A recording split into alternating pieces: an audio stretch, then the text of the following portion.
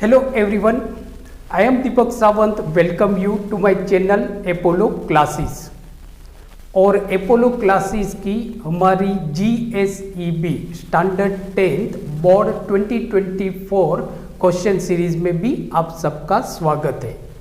जैसे बच्चों आप जानते हो कि ये जो हमारी क्वेश्चन सीरीज है it is exclusively for Gujarat board.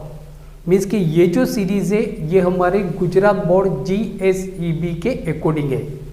इस सीरीज़ के अंदर हम ऐसे क्वेश्चन मैथ्स, साइंस और इंग्लिश ग्रामर ऐसे क्वेश्चन हम देखते हैं जो फ्रीक्वेंटली आस्क्ड क्वेश्चन है, जो पिछले साल मीन्स के बोर्ड के एग्ज़ाम में पूछे गए हैं या जिनकी बोर्ड के एग्ज़ाम में पूछे जाने की प्रोबेबिलिटी बहुत ज़्यादा है। ऐसे क्वेश्चन को हम इस सीरीज़ में डिस्कस करते हैं।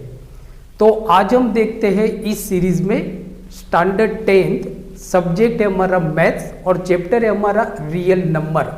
सो रियल नंबर में हम फर्स्ट क्वेश्चन देखते हैं। सो आज का जो हमारा क्वेश्चन है ये question standard 10th chapter 1 real number में से लिया हुआ क्वेश्चन है। जैसे बच्चों देखो तो क्वेश्चन 1 है हमारा, prove that √2 is an irrational number. Means के आपको प्रूव करना है कि जो √2 है वो आपका इरेशनल नंबर है। बच्चों जैसे हमने स्टैंडर्ड 9th में हमने पढ़ा था इरेशनल नंबर, तो एज वी नो दैट कि √2, √3, √5, √7 so they are irrational number, but here in standard 10th you have to prove that कि they are irrational number। तो ऐसे क्वेश्चन जैसे ये क्वेश्चन है तो ये क्वेश्चन आपको बोर्ड के एग्जाम में 2 मार्कर क्वेश्चन में पूछे जाने की प्रोबेबिलिटी है। क्वेश्चन आपको ये पूछा गया है कि √2 आपको प्रूव करना है कि जो इरेशनल नंबर है।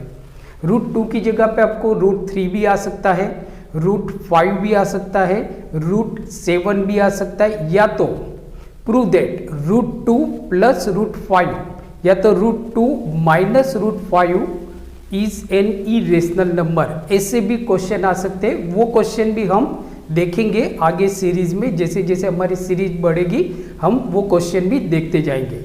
तो यहाँ पे देखो बच्चों आपको प्रूव करना है कि √2 हमारा इरेशनल नंबर है, इरेशनल नंबर है। अब जैसे देखो बच्चों कि ये जो प्रूव करना है बहुत इजी है। जैसे समझ लो कि आप घर से निकले और आपको कहीं और जाना है और बीच में एक ब्रिज आता है। अब घर से निकले, बारिश की सीज़न है, किसी ने आपको बताया कि भाई आप जिस रास्ते पे जा रहे हो शायद वो रास्ता बंद है, मीन्स कि वहाँ पे पानी भर गया है, water logging probability is there. But आपने नहीं माना, आपने सोचा नहीं यार जाके हम देखते हैं, शायद पानी ना भरा हो और मैं आराम से शॉर्टकट में निकल जाऊंगा। तो आप घर से जब निकले तब आपने ऐसा सोचा कि शायद पानी नहीं भरा होगा और मैं आराम से निकल जाऊंगा। मीन्स कि आपने एजम्पशन क्या किया कि भाई पानी नहीं भरा होगा। आप घर से निकले, वहाँ पे पहुँचे, आपने देखा यार यहाँ पे तो पानी भरा हुआ है एंड डिफ़िकल्ट है कि भाई मैं इस रास्ते से जहाँ पे मुझे जाना है वहाँ पे मैं पहुँच सकूँगा। तो आप वापस चले जाते हो।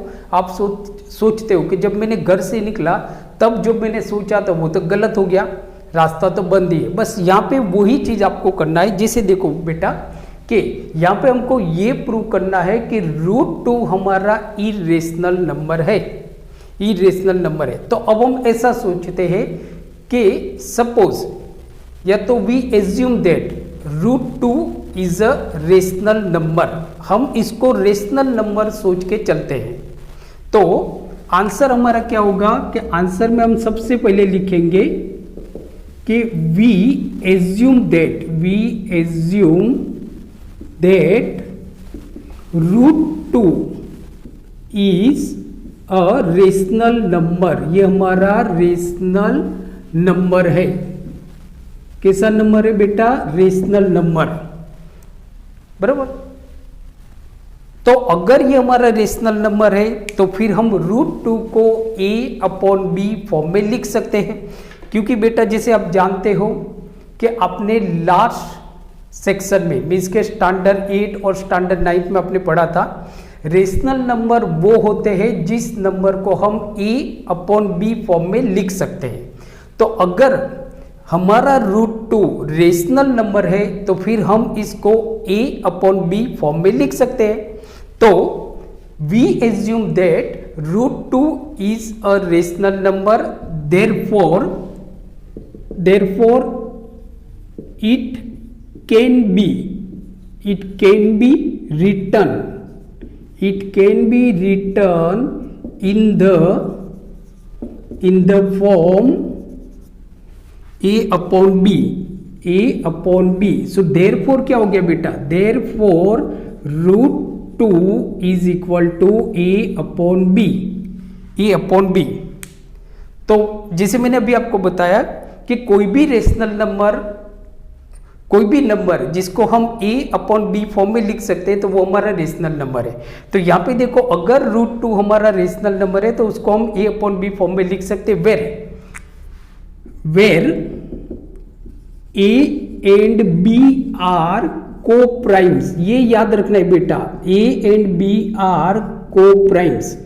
co-primes का मतलब ये होता है कि they don't have any common factor other than 1। Means के a और b ऐसे नंबर है कि जिनमें 1 के अलावा कोई भी कॉमन फैक्टर नहीं है। जैसे एग्जांपल ले लो कि अगर मैं कोई नंबर लिखता हूं 2/3, 2/3, तो आप देखो 2 and 3 जो है वो को प्राइम नंबर से, क्योंकि 2 के फैक्टर्स क्या है बेटा, 1 and 2, 3 के फैक्टर्स क्या है आपके 1 and 3। तो ये दोनों में 1 के अलावा कोई भी कॉमन फैक्टर नहीं है, नाउ अब हम क्या करते हैं बेटा, सेकेंड स्टेप होगा हमारा कि हम दोनों तरफ स्क्वायर लेते हैं, मीन्स के स्क्वेयरिंग बोथ द साइड। तो therefore √2 square is equal to a/b whole square. हमने क्या किया बेटा, देखो ध्यान से देखो, बहुत इजी क्वेश्चन है। मैंने आपको बताया ना, यहाँ पे हम क्वेश्चन सीरीज में बहुत इजीली एक्सप्लेन करेंगे और इस तरह से आपके जो बोर्ड में जो मार्क्स है, आपकी जो बोर्ड की जो प्रिपरेशन है उसको हम बूस्ट करेंगे। मीन्स के एक ऐसे लेवल पे लेके जाएंगे जहाँ पे आपने जो मार्क्स सोचे हैं बोर्ड में कि मुझे इतने परसेंटेज लाना है, वो आराम से आ जाएंगे। तो देखो √2 whole square is equal to a/b whole square, therefore तो √2 का स्क्वायर क्या हो जाएगा बेटा 2, तो 2 is equal to a² square. 2 आपका क्या हो गया, तो 2 is equal to a² square. So therefore 2b² is equal to a², 2b² is equal to a²। ये जो b² है यहाँ पे डिवीजन में है, यहाँ पे जाएगा आपका मल्टीप्लाई में हो जाएगा। नाउ अब ये जो 2 यहाँ पे b² के साथ मल्टीप्लाई है वो यहाँ पे हम a² के नीचे ले लेते हैं। So therefore b² is equal to a²/2। अब देखो बेटा क्या हुआ कि जो 2 है वो a² को डिवाइड कर रहा है। अगर 2 a² को डिवाइड करेगा तो फिर 2 a को भी तो डिवाइड कर सकता है। जैसे एग्जांपल देखो बेटा कि अगर जो 3 है तो 3 का स्क्वायर क्या है 9, तो अगर 3 9 को डिवाइड कर सकता है तो जो 3 है वो 3 को भी तो डिवाइड कर सकता है, यहाँ पे हमने वो ही रूल लिया हुआ है। तो देखो कि 2 divide a², therefore 2 divide a, 2 क्या हो गया हमारा, मतलब कि 2 अगर a² को डिवाइड करता है तो 2 a को भी डिवाइड करेगा।